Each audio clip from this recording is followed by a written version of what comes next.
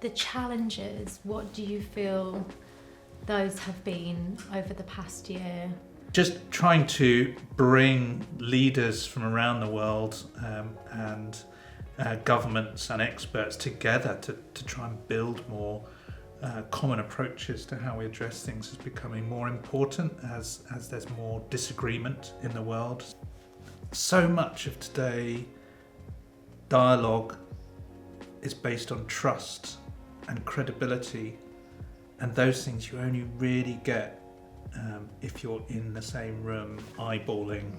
So I think it was Karen Pierce, UK ambassador to Washington, talked about diplomacy as being a contact sport. You have to be in the room, and I think we found that ever more in our work.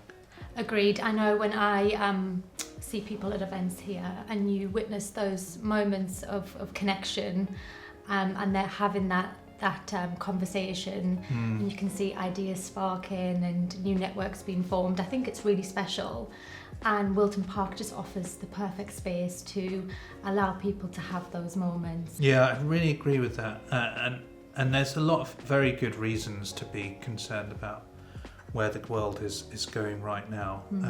But we're beginning to see glimpses through our work at Wilton Park of what is on offer if we collectively on this planet address some of these challenges. Looking ahead to 2025, how do you think that the world is going to change, and what can people expect from Wilton Park?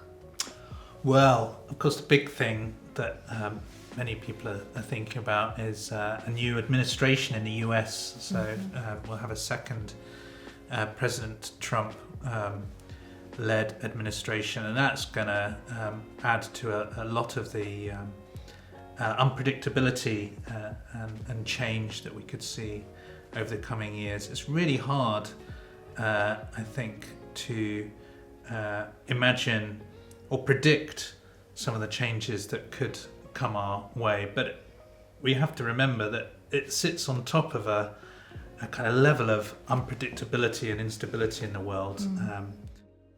In terms of what could be different, I think that renewed, small but growing range of voices that I see that are wanting to talk about a different way of arranging our affairs in the world, refreshing multilateralism, identifying what the new structures that will be required to protect our security and our livelihoods over coming years and build a sustainable future for humanity. These are the kind of themes that I think we're going to increasingly be focusing on. And they're difficult conversations. They're the kind of conversations that you need diversity of voices, but you need a secure space in which people feel free to really challenge each other.